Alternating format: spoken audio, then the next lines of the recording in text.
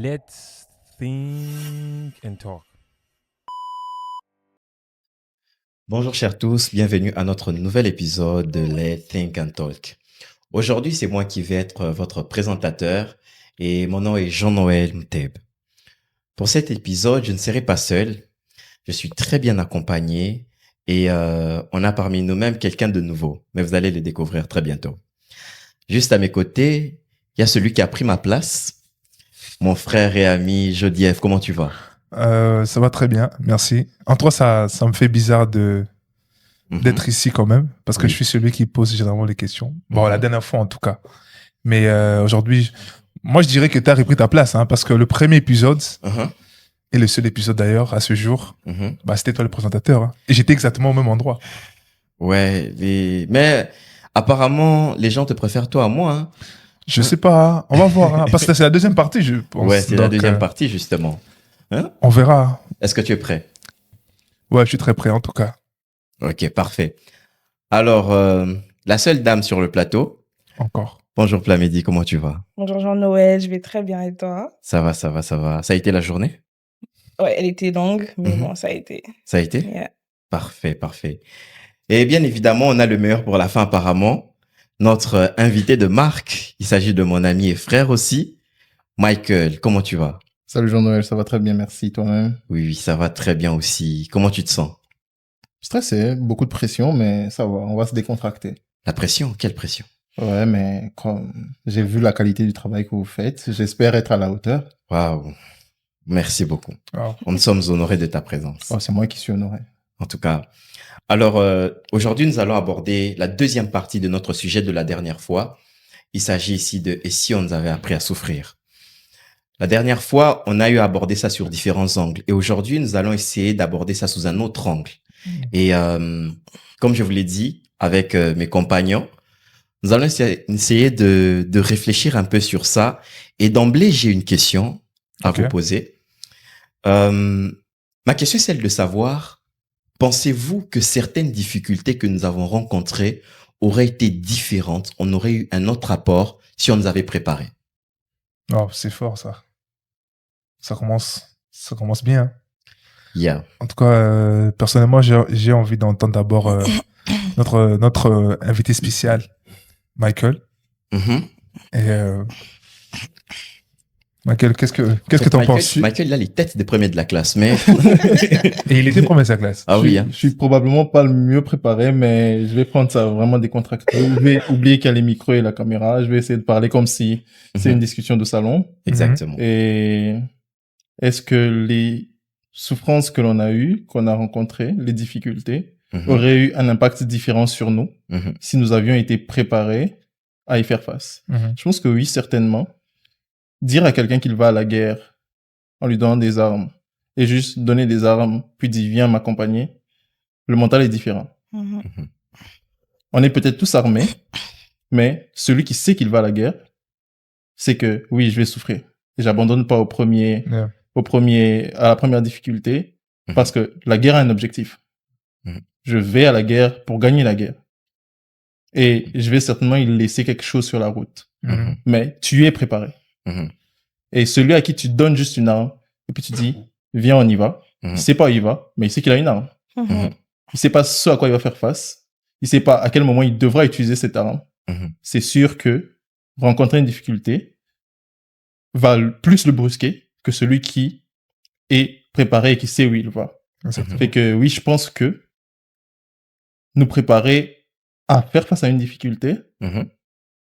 nous rend un peu moins brusqués lorsqu'on fait face à cette difficulté. Fait que oui, ça aura certainement un impact différent sur nous de rencontrer la difficulté en sachant qu'on va la rencontrer que en étant surpris, par exemple. Intéressant ce que tu dis. Ça, c'est une question vraiment purement personnelle parce que la dernière fois, Oui. on avait abordé ça vraiment d'un point de vue personnel. Mhm. Et du coup, aujourd'hui, on va être dans la même file d'idées. Mais ma question, c'est de savoir justement, juste pour toi, Ah oui, oui. est-ce que tu as eu des difficultés que tu aurais aimé qu'on te prépare à ça?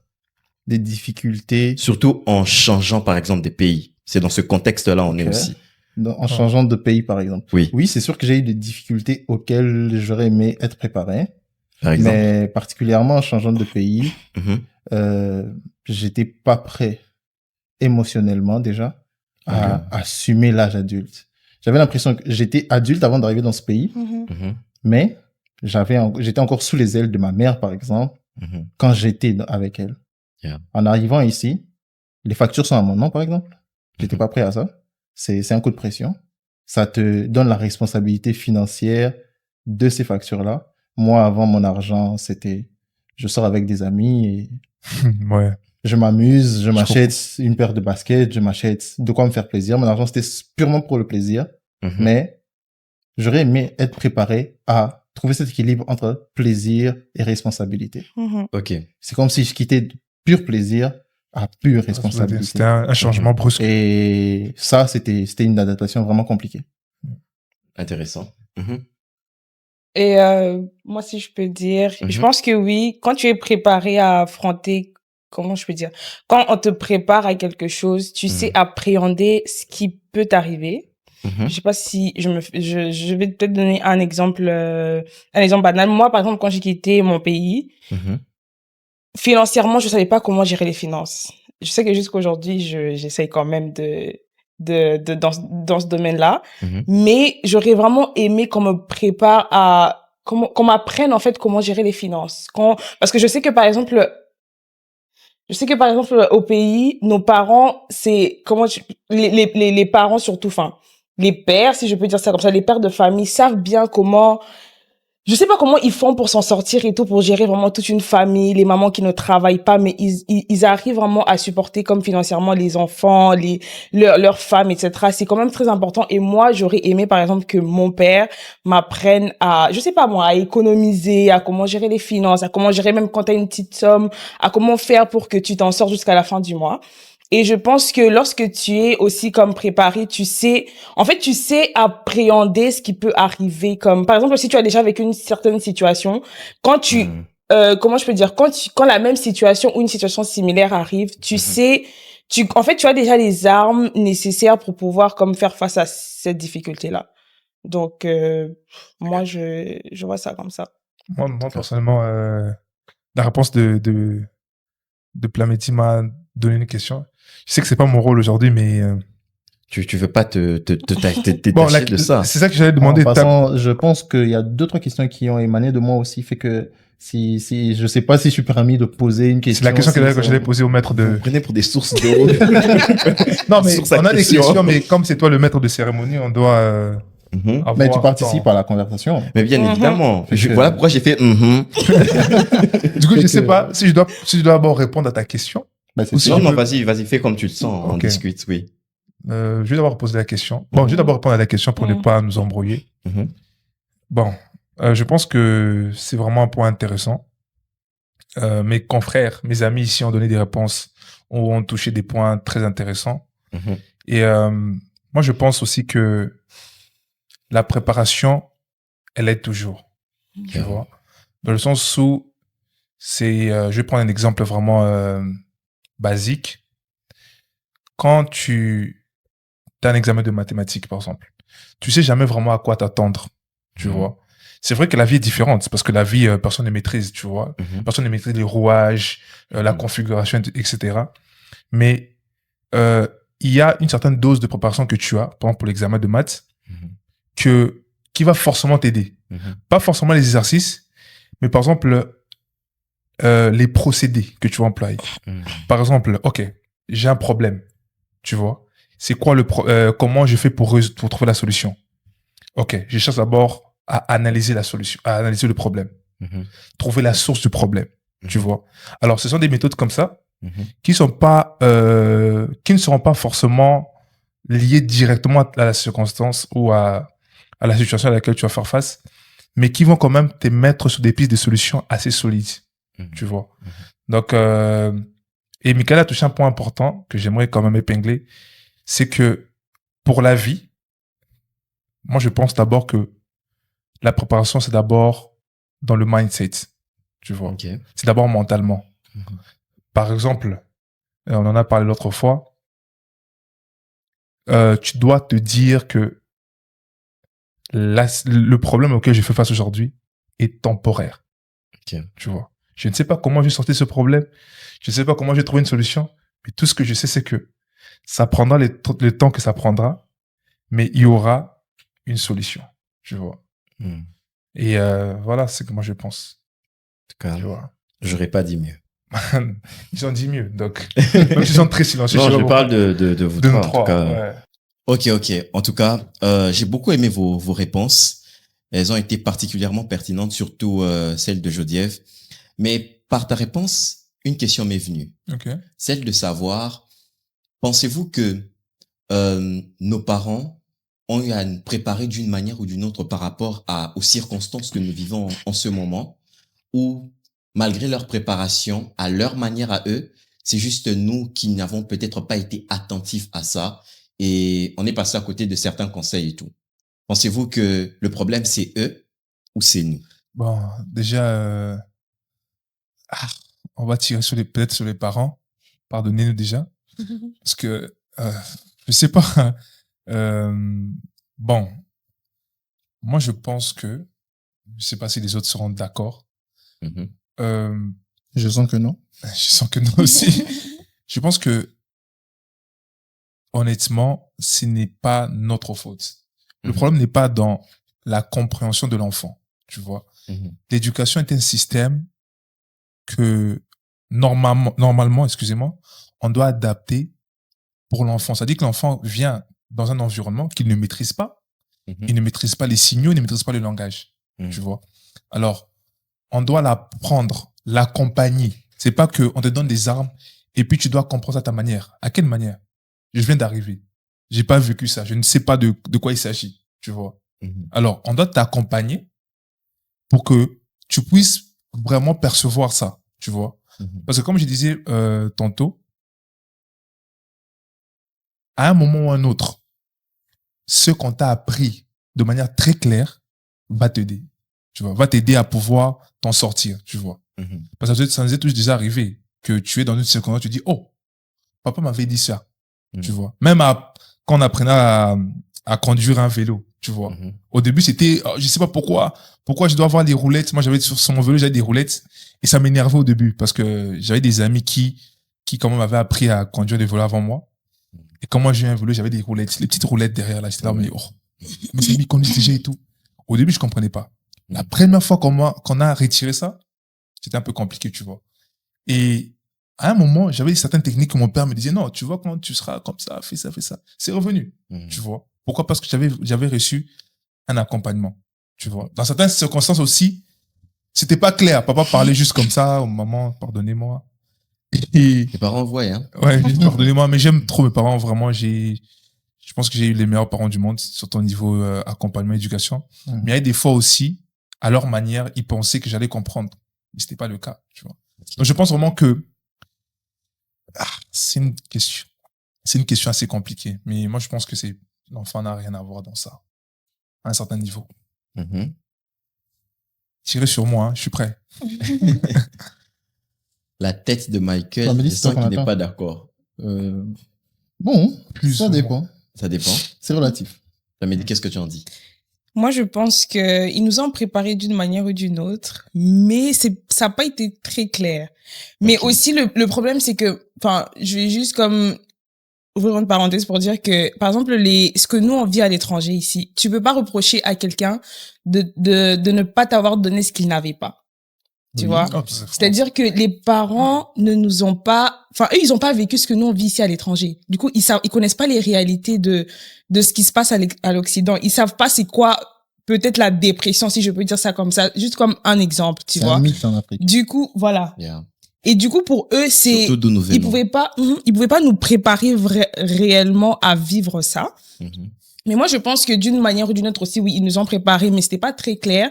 Je donne vraiment un exemple banal. Quand les mamans, par exemple, nous disaient non, il faut pas parler aux garçons, il faut pas faire ci, hein, parce que, en fait, c'est vrai elle le disait, mais pas d'une bonne manière, parce que pour nous, c'était plus comme, en fait, il le disait sans pour autant vraiment donner des raisons valables. Parce que tu peux pas interdire quelqu'un sans lui expliquer pourquoi tu lui interdis quelque chose. Tu vois? Et par exemple, dans le cas où, elle nous interdisait de parler aux garçons, c'est parce que, en fait, tu peux pas t'engager dans quelque chose pour lequel tu n'es pas vraiment préparé ou prêt et que tu n'as pas la maturité nécessaire pour comme tenir ce que tu cherches là. Yeah. Tu vois? Mm. Donc, je pense que... Mais par rapport à ça, Mehdi, Mhm. est-ce que tu ne penses pas que les parents, parce que ce sont des personnes aussi qui ont eu leur expérience, parce que parfois je pense qu'on oublie que les parents ont aussi été des enfants. Mhm. C'est vrai que les époques se distinguent, Mhm. mais moi, par exemple, je pense pas que la dépression soit un mythe.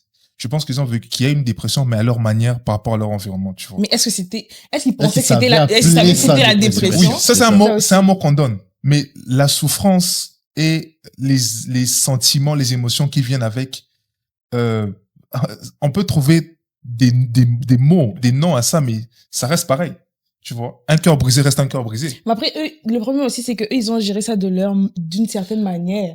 Tu vois, par exemple, les parents, il y a des parents, après, aujourd'hui, ça a beaucoup changé. Mhm. Il y a des parents qui ont éduqué leurs enfants, par exemple, en les punissant, ils les tapaient, ils les battaient, alors, Yeah. avec la violence, alors que ça marche pas forcément. Aujourd'hui, tu peux pas, comme, pour éduquer ton enfant, penser que la violence va marcher. Ça va pas marcher. Non, Ah ouais? Oui, oui. Bon. Oui, non à la violence, les parents. Mais oui, j'ai dit ça dans le sens où eux, par exemple, Mm. parce que quand on voit les parents aussi, comment ils ont grandi, comment ils ont géré tout ça, aujourd'hui, c'est vrai qu'on n'est pas parents, pas Mhm. encore, mais on les comprend. Je pense que Yeah. j'arrive de comprendre, ah, papa vraiment était fort, maman était forte. Mais eux, à leur tour, vous pensez comment est-ce qu'ils ont appris à gérer ça? Déjà, pour répondre à la question la question principale sur laquelle on tourne, Mhm. en entendant ta réponse, en entendant celle de Plamedi, j'ai comme deux volets de réponses qui me viennent à l'esprit. Et que je pense que s'il faut se limiter au fait que les parents nous aient donné l'information, ne fais pas ci, ne fais pas ça, ils n'ont pas totalement mal fait. De ce côté-là, je rejoins Plamedi, c'est que il faut une certaine maturité pour comprendre certaines informations. Fait que moi j'ai 11 ans et ma mère me dit, ne te retrouve pas seul dans la chambre avec une fille. On vivait dans une cour commune, les enfants des voisins, on s'amusait à jouer, on se retrouvait seul. Ma mère me trouve ce jour-là, me dit, ne te retrouve pas seul dans la chambre avec une fille. Comment tu veux qu'une mère explique pourquoi à un enfant de 11 De ans? 11 ans, voilà. Fait que à ce niveau-là, c'est la part de l'enfant de garder l'information. Il comprendra pourquoi plus tard. Mais Michael, c'est quand même... Je finis de répondre. Mm. Et s'il faut prendre l'aspect selon lequel tu dis que les parents n'ont pas adapté la formation à nous qui devrions la recevoir, je dis oui avec un peu de non. Parce que s'il faut dire oui, je comprends que la gestion financière, c'est une question plus large. Mais tu peux quand même l'adapter à un enfant de 5 ans. Tu peux, moi par exemple, j'avais une collation. Un jour sur 2 à l'école, c'était une collation financière, une collation, on me faisait le goûter à la maison. Et les parents, souvent, excédaient dans l'argent qu'ils me donnaient pour voir comment je le gérais. Et parce que des fois, ils enchaînaient 2 jours en me donnant la collation à la maison. Fait que ils voulaient savoir comment j'aurais géré parce que mon budget était déjà réparti. Je sais que ça, c'est assez pour tenir la journée à l'école. Fait que, logiquement, il devrait me rester quelque chose. Ça, c'est une manière d'adapter la gestion financière à un enfant. Mais le fait est que l'impact, la grandeur du problème auquel tu fais face, de la réalité à laquelle tu fais face n'est pas la même. Aujourd'hui, je gère peut-être pas $5, 2, $3. Aujourd'hui, c'est une carte de crédit à 2500 que je gère.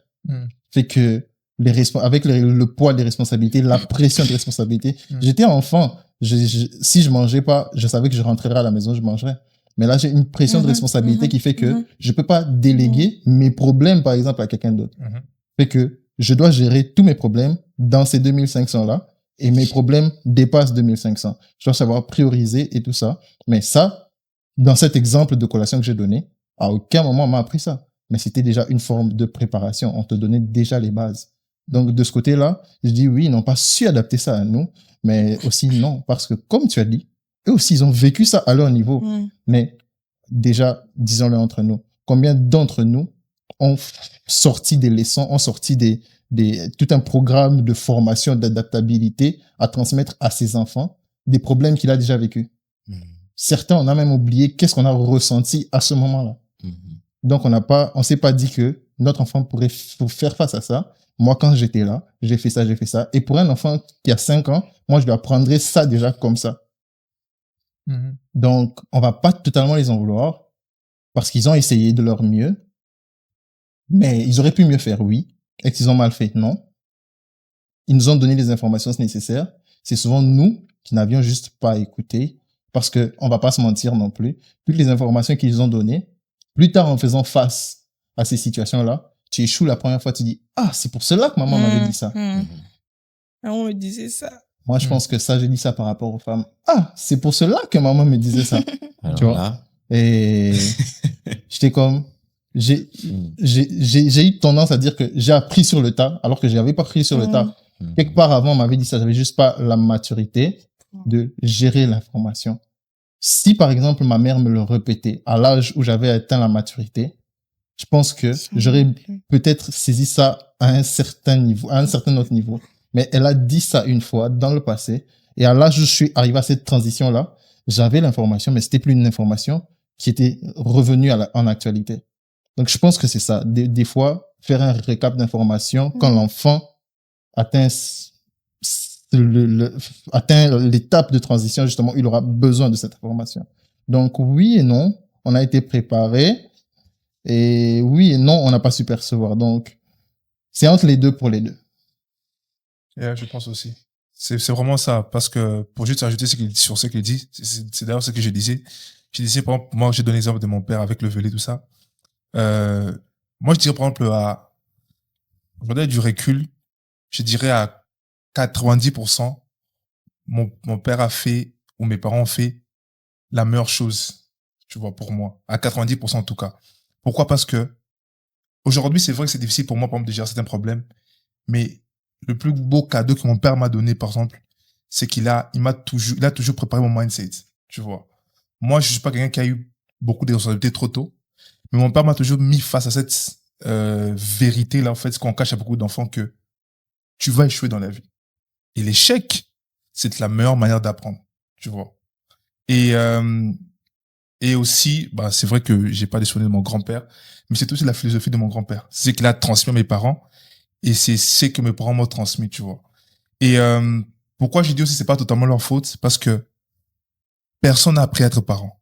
C'est pas une formation qu'on donne dans une école, tu vois. Ils ont aussi en quelque chose appris ça avec nous, tu vois. C'est-à-dire que à 5 ans, bah, c'était peut-être son premier fils. Il a jamais eu un enfant de 5 ans avec qui il a une Et il expérience. faut dire que nos parents ont eu des enfants à nos âges, mais combien d'entre nous se sentent prêts à avoir un enfant en ce moment? Voilà. Moi, j'ai un ami.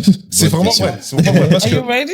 j'ai un ami, il me racontait souvent que son père a eu 2 maisons, 2 villas à l'âge de 27 ans. J'étais là. Comment il a En fait? quelle année? Non, combien de... Ça a coûté combien? 27 ans, je sais. Dans Jean-Noël, t'es loin de 27? quelques années. Je suis quand même un peu loin, quand même, mais ça va. non, Ça dépend de la définition très de loin. L'unité Non, mais- de mesure, c'est 2 villas. 2 villas à 27 ans, Et tu sais que t'as réussi. Yeah. Et ça, c'est vraiment un détail très important. Ok. En tout cas, vous avez décidé de m'abattre aujourd'hui avec vos réponses. Hein? En tout cas, j'ai beaucoup aimé la réponse de Michael. Mais je peux rebondir sur un petit truc que Plamedy a eu à dire. C'est qu'on ne peut pas reprocher à quelqu'un une chose qu'elle n'a pas. You know? De ne pas te donner ce qu'elle n'a pas. Voilà, c'est ça. Merci. Moi, je pense que la préparation va au-delà d'un concept seulement parental. C'est même culturel. Vous voyez? Parce que, en fait, tout ce que l'on nous a appris, c'est tout ce qui a toujours formé leur environnement. Vous voyez? Okay. Et aujourd'hui, on est exposé à d'autres cultures. On est exposé à un autre environnement. Donc, moi, personnellement, je dirais que nos parents n'ont pas mal agi. Et même par rapport à la préparation financière. Parce que d'où nous venons, je sais pas pour vous, mais d'où moi je viens, un enfant de 20 ans n'ouvre pas un compte en banque comme ça. Mais ici, c'est comme ça. D'où moi je viens, pour ouvrir un compte, c'est beaucoup de procédures. Je ne connaissais même pas c'était quoi le crédit. Et ça, c'est pas la faute à mes parents. C'est principalement aussi la faute à la culture d'où nous venons. Vous voyez? Quand je parle de culture, je parle de l'organisation du pays, de comment les choses se font. Vous voyez? Comment les choses ont toujours été conçues. Vous voyez? Donc, c'est par rapport à ça. Et bien évidemment, chaque famille a sa manière de préparer ses enfants. Chaque famille a sa manière de faire les choses. La média a eu à dire quelque chose qui a beaucoup attiré mon attention. La plupart de nos parents n'ont pas fait des études ailleurs. Pour la plupart. En tout cas, je sais pas pour vous. Moi, mes parents n'ont pas étudié ailleurs. Je vais au village. Mon père et ma mère, ils viennent d'une province de mon pays. Et pour eux, la capitale était le summum de la ville. De la vie, pardon. Okay. Ouais. Donc, d'où ils étaient en tant que des personnes qui viennent d'une province, ils vivaient la misère. Et ils se disaient qu'une fois que j'arrive dans la capitale, je vivrai le top de ma vie, je vais vivre l'apogée de ma vie. Best life. Ouais. Et eux, à leur tour, en étant parents, ils se sont rendus compte que la capitale, là, c'est loin d'être les paradis. Alors, eux aussi, ils se disent que nous allons donner des meilleures chances à nos enfants. Ils vont aller ailleurs et ils vont vivre best de best. Et nous, on vient d'aller best là. Le fameux best là. On se rend compte que non, C'est pas mieux le seulement best. que le ciel. Ouais. Et en fait, pour réfléchir un peu comme vous, la préparation, ils l'ont fait à leur manière. Mais je pense que la chose la plus importante dans la préparation que peut-être nous avons reçue, c'est l'adaptation. Parce que on ne pourra pas te préparer à tout. C'est impossible. Impossible. Et surtout pas une personne qui n'a pas vécu là où tu vas. C'est pas possible. Oui. Si aujourd'hui, je dois envoyer peut-être mon enfant en Chine, qu'est-ce que je lui dirais? Mais sans vouloir t'interrompre, tu penses pas que c'est peut-être de là que vient le problème? Parce que on parle de préparation, mais on se prépare toujours à quelque chose. Oui. Fait que, ne penses-tu pas qu'au bout d'un moment, un parent devrait décider de la direction Que doit prendre son enfant. que doit prendre son enfant avant que l'enfant ait l'âge de décider et qu'il le prépare au maximum en ayant cette direction-là? J'ai aimé quelque chose que tu as dit, tout ce que tu as dit est vrai. Nos parents nous ont appris à nous adapter. Mais est-ce que ici, par exemple, la majorité des choses qu'on reprochera à nos parents, les parents d'ici font la même chose, mais dans des contextes très particuliers. Il y a un enfant qui joue au hockey, on le prépare pour être un athlète performant. On sait qu'à 14 ans, il va commencer à travailler. C'est pour ça que j'ai aimé que tu aies parlé de l'environnement, parce que nous, on n'a pas un environnement où on a des hobbies en étant dans le bas âge, à part l'école. Nous, notre seul talent, l'intelligence de tout le monde se mesure à l'école. Mais ici, l'intelligence de beaucoup se mesure à leur capacité sportive, capacité musicale, à l'école. Donc, c'est plus diversifié. Et chaque parent prépare son enfant en fonction du couloir où il sent que son enfant s'épanouit le plus. Ne pense pas que c'est exactement là que se trouve le problème dans la préparation pour nous autres, du fait que ce soit générique, on nous apprend à nous adapter et aucun parent n'a su déceler que lui, il dessine, lui, il fait ça, lui, il est artiste, lui, il connaît 1+1. Tu sais pour quelle raison j'ai commencé à parler de la culture avant l'environnement?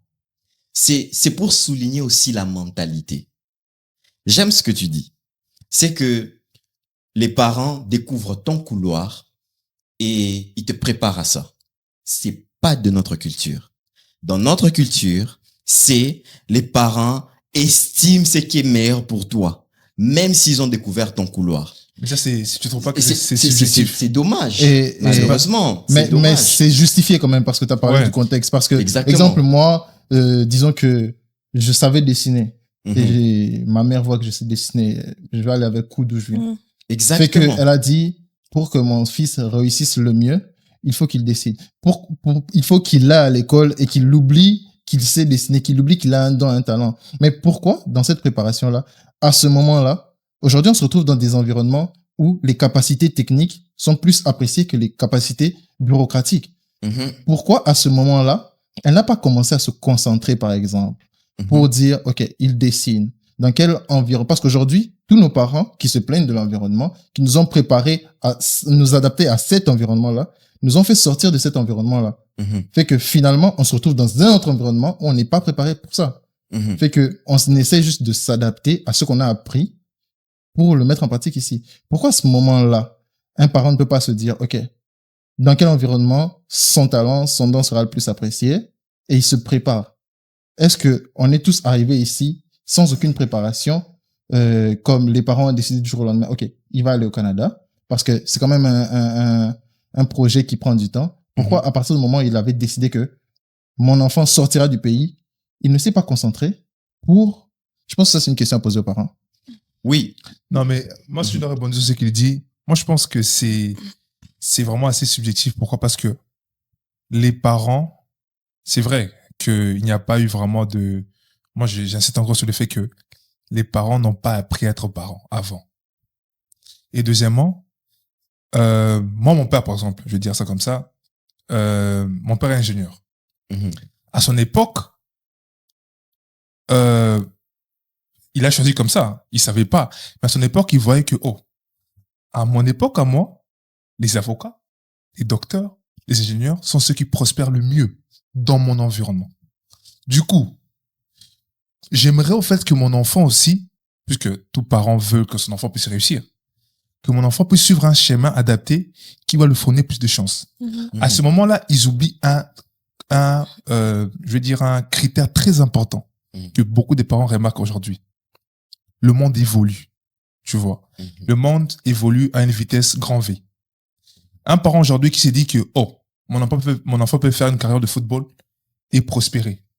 Ah, il y a 20 ans, 30 ans de ça, c'était pas ça. Il y a 20 ans, 30 ans de ça, tu veux pas dire à ton père, je veux être artiste et ça va m'amener quelque part. Non, lui, il voit pas ça. Tu vois, parce que dans son contexte à lui, dans son environnement à lui, c'était pas ça. Dans son environnement à lui, c'était, je vais être avocat. Je vais être docteur. Donc, nous souffrons plus du fait que notre environnement en général ait du mal à suivre le train mondial, que du fait que nos parents ne nous ont pas préparés. Moi, je trouve que c'est ça le problème, parce que je veux pas dissocier les parents et tout ça. Moi, je pense que celui qui réussit le plus, c'est celui qui s'adapte le plus. Le monde n'évolue pas en fonction de quelqu'un. Aujourd'hui, avec Internet, avec le numérique, ça avance comme ça. Tu vois, aujourd'hui, il y a des enfants, il va se mettre devant sa caméra, il fait des contenus Twitch, ça dit qu'il joue à des jeux et il prospère. Ok, et par rapport à tout ça maintenant,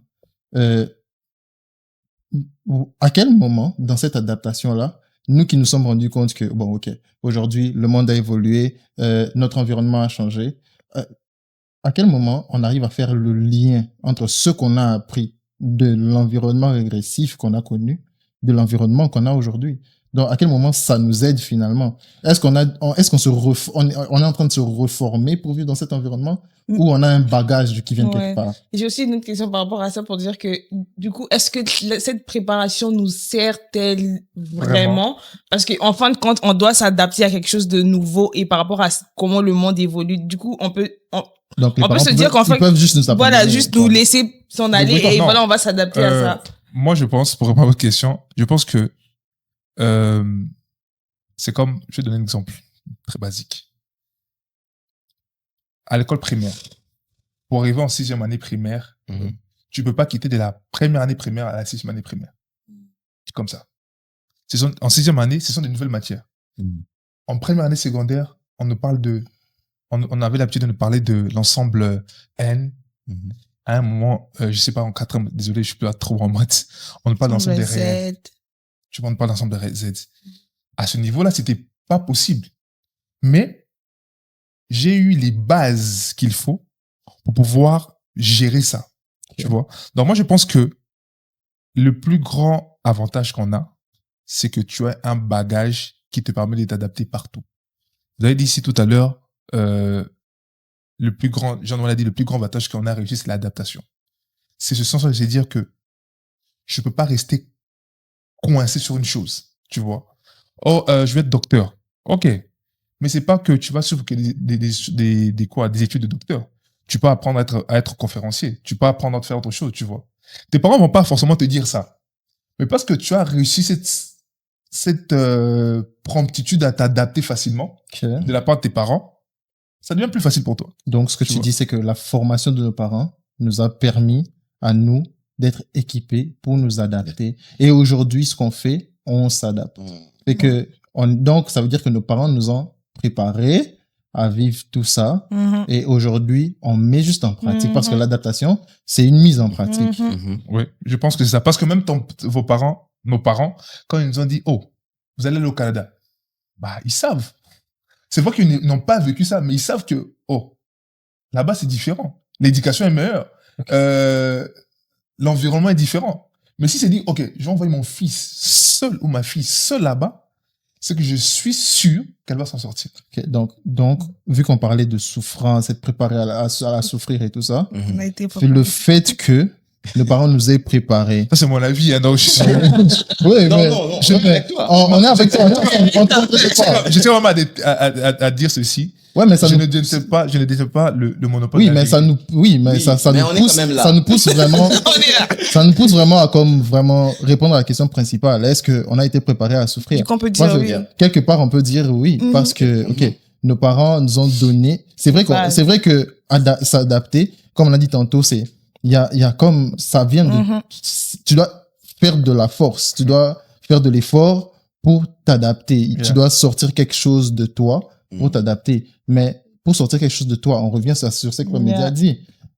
Tu dois, avant de donner quelque chose, tu dois Tu veux l'avoir. Yeah. Fait que ce qu'on sort, on l'a eu quelque part. Mhm. Mhm. Fait que la souffrance, c'est sûr qu'on la ressent, on la vit, Mhm. mais on a été préparé.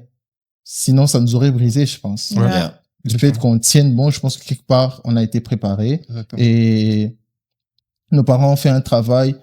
C'est comme mettre des coups de couteau, c'est comme mettre des coups d'épée dans l'eau, mais quelque part, ils ont touché le bon point. Je comprends. Ils ont été génériques, mais ils ont touché le bon point. Et aujourd'hui, on sait s'adapter. C'est vrai que ça fait souffrir. C'est vrai que, mais quelque part, ils nous ont inculqué, je pense, les valeurs nécessaires. Je pense Yeah. que ce n'est plus une histoire de théorie de la vie et tout ça, mais